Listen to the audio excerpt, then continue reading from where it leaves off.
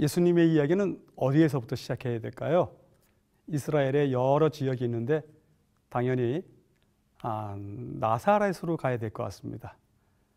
나사렛으로 우리가 한번 여행을 떠나보도록 하겠습니다.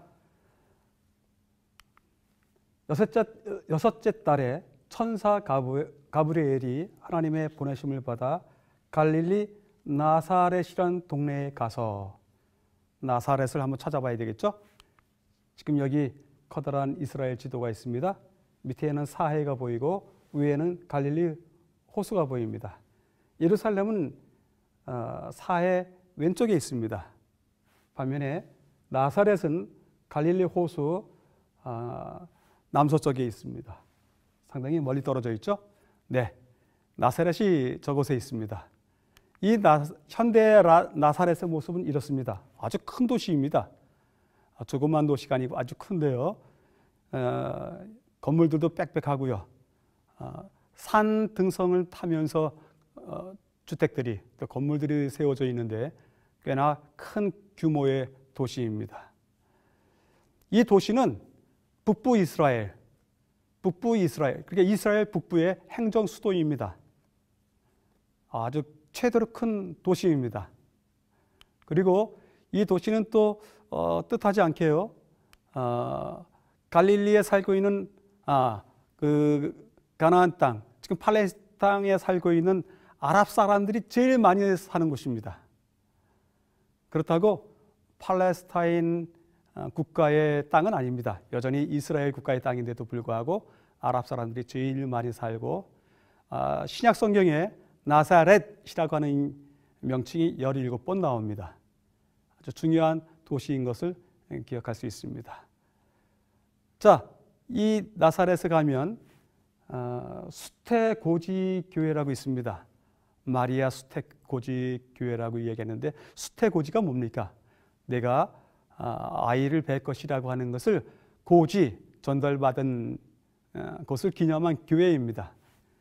나사렛의 정 가운데에 랜드마크가 될 정도의 높은 건물이 하나 있는데요. 이것이 바로 수태고지 교회입니다. 천사가 이르되 마리아여 무서워하지 말라. 내가 하나님께 은혜를 입었느니라. 보라, 내가 잉태하여 아들을 낳으리니 그 이름을 예수라 하라. 이렇게 고지를 받은 장소라고 알려져 있습니다.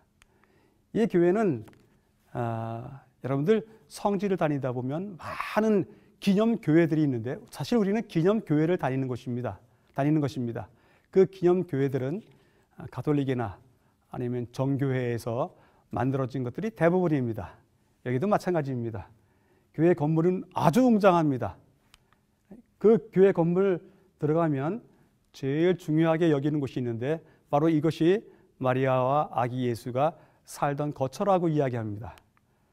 그리고 마리아가 천사를 만났을 때는 운물터였을 것이다 라고 하는 전승이 있는데, 그 전승에 따라서 이 교회 안에 운물이 있는데 이 운물에다 또 행운의 동전을 던지는 모습도 볼 수 있습니다. 지금 여러 곳에서, 이 교회 밑에 여러 곳에서 각 시대별로의 지층에 따른 유적들을 발굴하고 있는데요.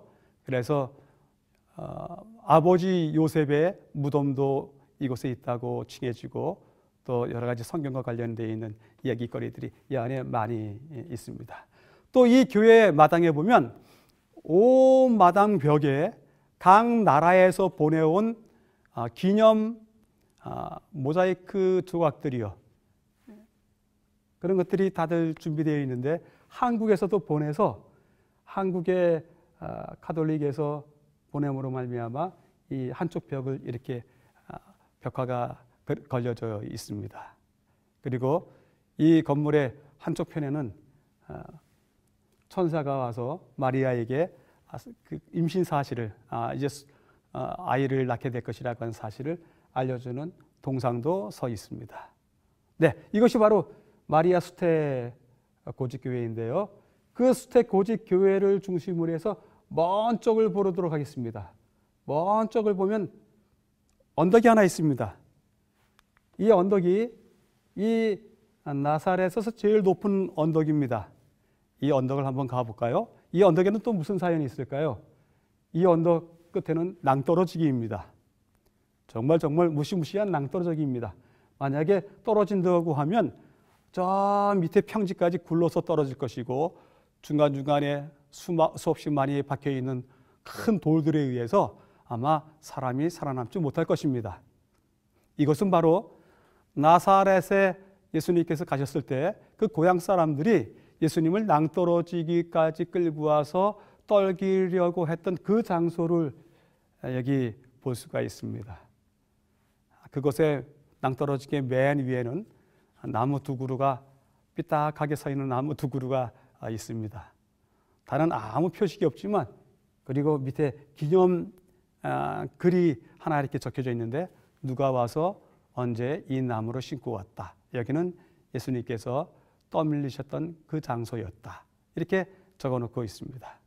실제로 떠밀리지는 않으시고 예수님께서 그 나사렛 백성들의 틈새를 빠져나오셨습니다. 나사렛은 그런 이야기가 많은 곳입니다. 이제 거기서 떠나나와서 나사렛에서 천사가 예수님을 잉태하게 될 것이라고 하는 고지를 받은 다음에요. 이제 마리아가 에인 케렘이라고 하는 곳으로 잠시 다녀옵니다. 그 에인 케렘이 무엇인지 어느 곳인지 왜 다녀왔는지 살펴보도록 하겠습니다. 이때 마리아가 일어나 빨리 산중에 가서 유대 한 동네에 이르러 사가랴의 집에 들어가 엘리사벳에게 문안하니 엘리사벳이 마리아가 문안함을 들으매 아이가 복중에서 뛰노는지라. 아시죠? 사가랴, 제사장 사가랴의 아내 엘리사벳. 나이가 많이 들었습니다. 그러나 마리아에게 임신 사실을 알리기 전에 우선 엘리사벳에게 내가 아이를 갖게 될 것이다. 이미 고지가 된 상태입니다.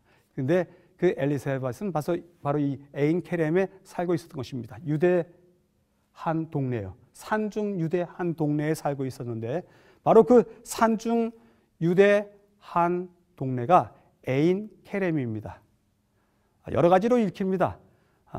엔케렘, 엔카렘 여러 가지로 읽히지만 히브리어로는 에인 케렘 이렇게 읽는 것이 정상이라서 그렇게 읽어보도록 하겠습니다. 에인 케렘은 여기에 있습니다. 예루살렘이 있고요. 예루살렘 경계선입니다. 경계선에 에인 케렘이 있는데 그쪽으로 가보도록 하겠습니다. 산중 유대 한 동네라고 하지 않았습니까? 진짜지 산중입니다. 저 끝에 예루살렘이 보이지만 예루살렘과 별개로 이것은 나무들이 상당히 많습니다. 빼곡합니다. 산중이라고 부르는 거 당연합니다. 그리고 이 산중 한 동네에 어떤 랜드마크가 또 될 만한 교회들도 보이시죠? 예, 교회도 있고 뭐 몇몇 건물들이 보입니다. 바로 이 산중으로 마리아가 오게 되었습니다. 이유는 무엇이라고요? 이미 예수님의 길을 예비하기 위해서 먼저 태어날 자 침례 요한이요. 침례 요한이 이미 복중에 있었습니다. 6개월이 되었습니다. 6개월 되던 때에 마리아가 이곳에 와서 사가랴의 아내 엘리사벳을 만나게 됩니다. 그 만난 것을 기념하기 위해서 이곳에 마리아 방문 기념교회가 하나 있습니다. 아주 교회가 참 훌륭하게 지어졌습니다. 외관으로 보기에도 멋있고 뜰에 들어가도 아주 멋있는 교회입니다. 이것이 마리아 방문 기념교회입니다. 안에 들어가면 뭐 이렇게 크게 볼 것은 없습니다만은 그래도 기념교회를 만들어 놓으면서 그 아래 몇몇 가지에 대해서 이것이 그것일 것이다 이렇게 지명해 놨습니다. 마리아, 엘리사벳이 같이 만나고 함께 거할 동안에 있었을 또 엘리사벳이 살아 있었을 그 당시에 있었을 그 가정의 운물이었을 것이다 하는 표시가 하나 있고요. 그 다음에 들어가면 교회 내에 벽화들이 많이 있는데 그림들이 많이 있는데 그 그림 중에 대부분은 마리아와 엘리사벳이 만나는 그림으로 채워져 있습니다. 이 교회 마당에도 엘리사벳과 마리아가 만나는 모습이 그려져 조각되어 있습니다. 마리아가 석 달쯤 함께 있다가 집으로 돌아가니라. 네, 마리아가 여기서 석 달쯤 엘리사벳하고 같이 지내게 됩니다. 돌아가게 됩니다. 석 달 6개월째 됐을 때 봤다가 석 달 찼으니까 이제 엘리사벳이 아이를 낳을 때가 되었군요.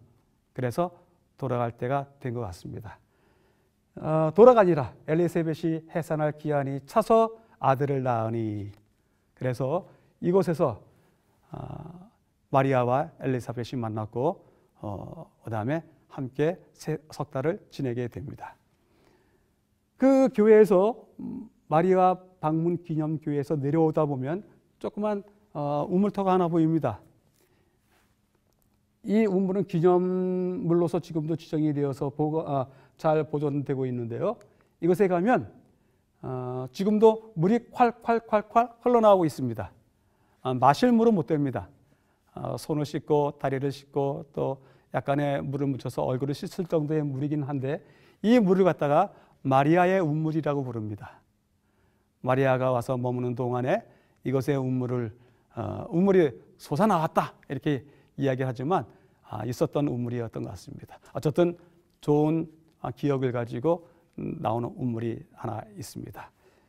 이 우물도 참 가서 한번 좀 만져볼 만한 그런 우물입니다. 네, 나사렛과 에인케렘. 이제 주의 오시는 길을 예비하는 자와 주께서 이제 그 탄생의 그 신비한 순간 그들이 어디서 살았는지에 대해서 알아보게 되었습니다. 그래서 에인케렘과 나사렛에 도착해서 그곳에 머무는 동안 느끼는 감정이 또 있습니다. 이 두 한 분 침례요한과 또 한 분 예수님이 그 삶의 중심, 권력의 중심, 또 수도 그런 데서 태어나시지 아니하시고 전 나사렛 그리고 저 에인케렘 태어나셨다는 것을 보면 그분들의 태어나심은 신비였던 것 같습니다. 정말 이제 아무도 모르고 있었습니다. 침례요한과 예수님께서 하실 일의 그 위대함, 그 엄청난 일에 대해서 아무도 모르고 있었습니다. 정말이지 아무도 모르는 곳에서 서서히 때가 준비됐고 이제 차게 되었습니다. 여러분들 혹시 아무도 모르는 데서 일을 하신다고 해서 서운해하지 마십시오. 여러분들의 일이 세상을 바꾸실 수 있습니다. 그 누구도 여러분들의 믿음을 알아주지 않는다고 해서 서운해하지 마십시오. 여러분들의 드러나지 않는 믿음이 교회를 바꾸고 세상을 바꿀 수가 있습니다. 오늘 준비된 자들을 맞이하기 위해서 누가 그들을 찾게 되는지 다음 시간에 보도록 하겠습니다.